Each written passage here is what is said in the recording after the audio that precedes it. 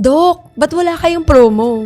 Yung 5+1, 8+2, or buy one take one. And gets ko. Kasi pag meron talagang promo, automatic feeling mo you're being practical. Para okay, sobrang nakakatipid ako. Pero ito yung totoo. When it comes to skin treatments, minsan yung promo first mindset, yun talaga yung reason kung ba't nagsasayang ng pera yung tao. Kasi pumipili ka ng treatment bago mo talaga malaman kung ano yung kailangan ng skin mo. So today in this video, pag-uusapan natin ito ng maayos. Guys, walang judgment and I promise you this will be very practical. Para if you're spending on your skin, you're spending it in a way na may direction. Kasi nangyayari usually, okay, promo first, may nakita kang sobrang gandang promo. Pipiliin mo kung ano yung pinakamura. Kaya lang pag ginawa mo na, medyo mahina or walang results, tapos susubo ka ulit. Anong nangyayari? Gastos ka ng gastos sa wala.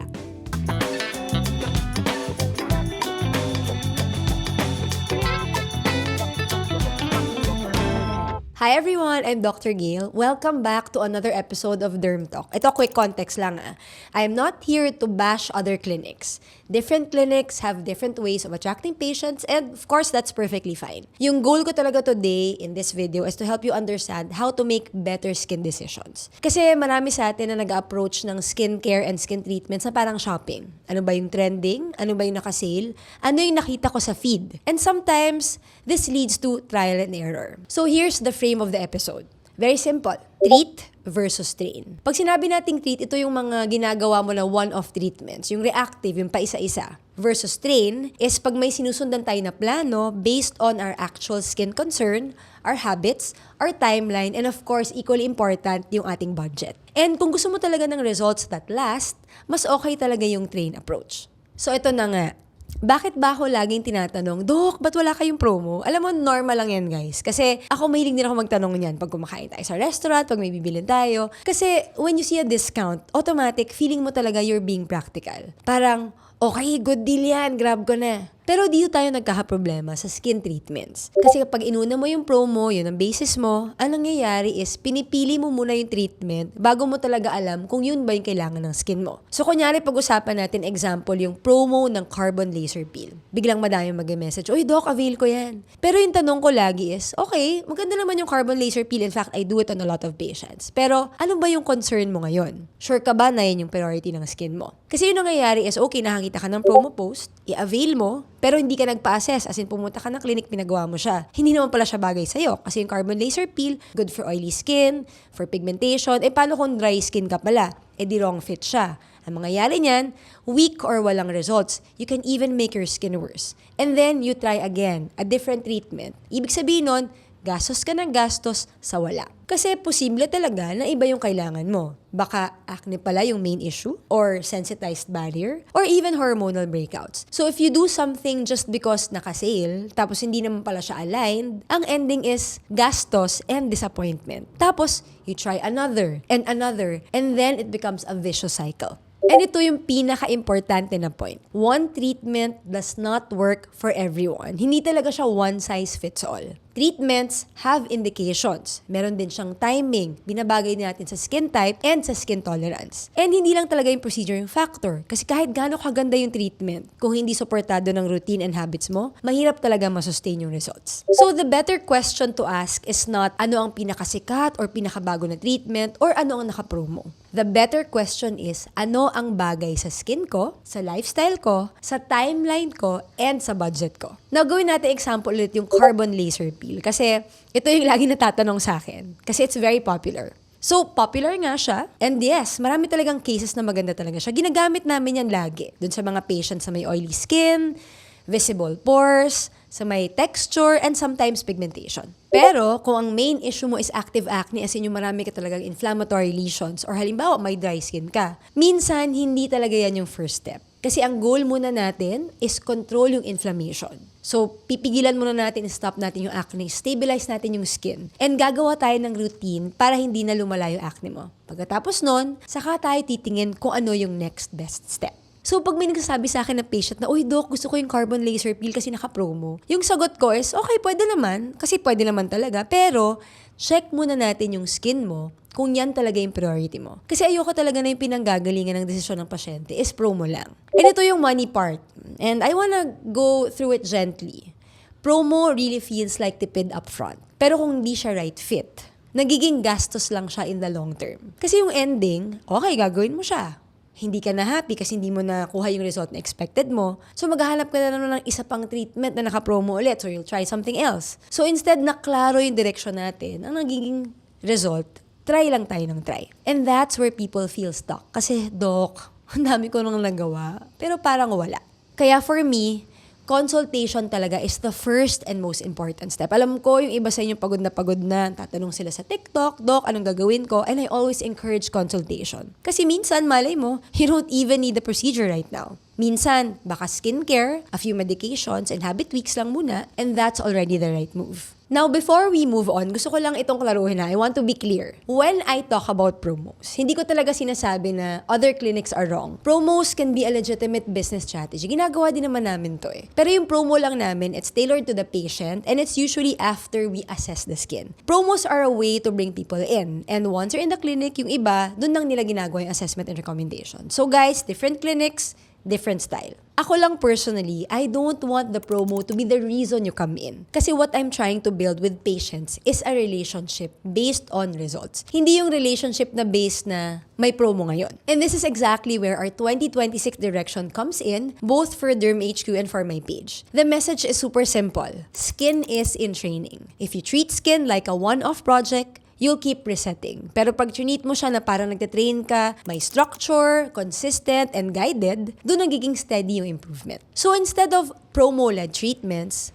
we focus on a system. Ang tawag namin dito is skin fitness protocol. Meaning, we don't just pick a random procedure today. Minamap out natin yung concern mo, then we follow a plan. And ang pinakamadaling way to explain it is in 3 steps. Assess, train, and sustain. Assess means nagsisimula tayo with a proper skin consult. Hindi lang yung anong gusto mong treatment. It's ano yung concern mo, ano yung possible cause or causes, ito ba yung priority mo, ano yung safe, and equally important, kung ano ba yung kaya mo i-commit. Kasi minsan, yung concern na sinasabi ng patient, hindi naman pala talaga yung real driver.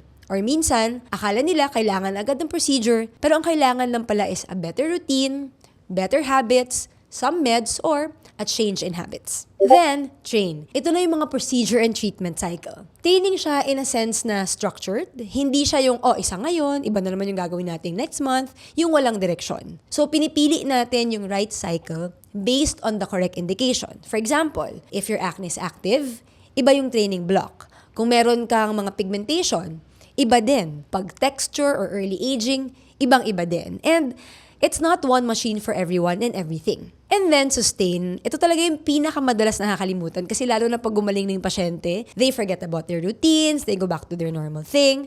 Kasi, real talk. Kahit gano'ng kaganda yung in-clinic treatment and results mo, pag umuwi ka, tapos hindi ka naman consistent, lagi ka naman puyat, nagpapaaraw ka na walang protection, kung ano-ano ginagamit mong skincare, or pinipick mo yung skin mo, you will keep undoing lahat ng mga trabaho na ginawa natin sa clinic. So, sustain is kung saan natin ina-align yung home routine natin and habits. I know it's not glamorous, but this is what makes results last. Now, I know what some people are thinking, Doc, parang mas mahal yata yan kaysa promo, and I get that. Pero ito nga yung mindset shift. Promo can look cheaper upfront, pero kung mali nga yung treatment for you, mas nagiging mahal siya in the long term because you keep trying and resetting. When you start with assess, binabawasan yung paghula. When you follow up with train, you reduce random spending. And pag na-sustain mo, you protect yung progress na binayaran mo. And just to add, when we talk about value at Derm HQ, it's not about random promos. Yung value is when the plan is clear, budgetable, and aligned to you. Kasi if you know what you're doing for the next few months, you stop jumping from one trend, from one treatment to another. And ito yung rason kung bakit paulit-ulit namin itong ginagamit sa page ko. Train your skin to last. And ito yung big goal namin, big plan namin for 2026. Kasi kung gusto mo talaga ng long-term skin health, hindi mo hahabulin kung aling mura, kung aling naka-promo today. Ang binibuild natin is what's sustainable.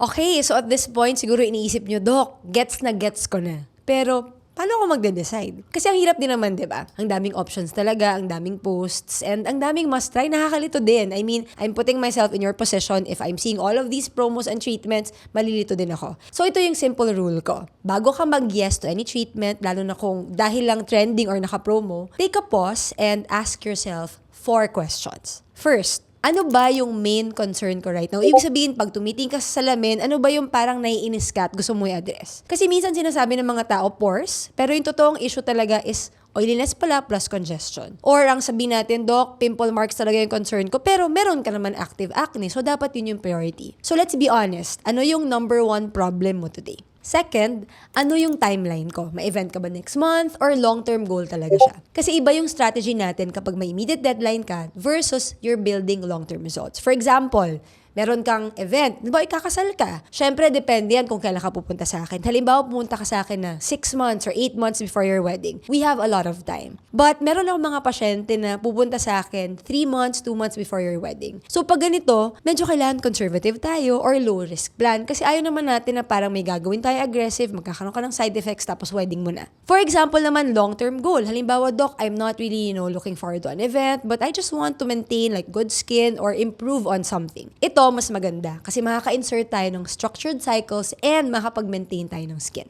Third, ano naman yung skin tolerance ko? Sensitive ka ba? Acne prone ka ba? Mabilis ka bang mag-react kapag nag-try ka ng mga bagong products? Nagpipil ka pa agad? Kasi the same treatment can feel different kung iba ang tolerance mo. So, meron akong prepare na checklist para mas maintindihan mo kung anong ibig sabihin ko ng skin tolerance. Unang-una, sensitive ka ba? Ibig sabihin, madali kang namumula. Pangalawa, acne prone ka ba? May sinubukan kang na bagong product, biglang tumubo yung acne, may treatment ka lang na ginawa, nagka-acne ka. Are you on strong actives like retinoids or acids? Or may recent procedures ka ba? Nagpa-chemical peel ka ba? Laser toning or even laser surfacing? And meron ka bang history ng pangingitim or hyperpigmentation? And lastly, ano yung realistic budget mo for a plan? Not just one session. Ito, sobrang important to, guys. And I even encourage patients to talk about the budget. Kasi minsan, ito yung medyo iniiwasan ng iba, pero super important siya. Kasi kung halimbawa, meron ka lang budget to do one treatment, I really tell my patient, maybe we should explore something else. Kasi kailangan talaga sustainable and realistic yung plan mo. Skin improvements usually need a series and follow through. So kung yung budget natin is for one session lang, para lang masubukan, baka mas maganda pa na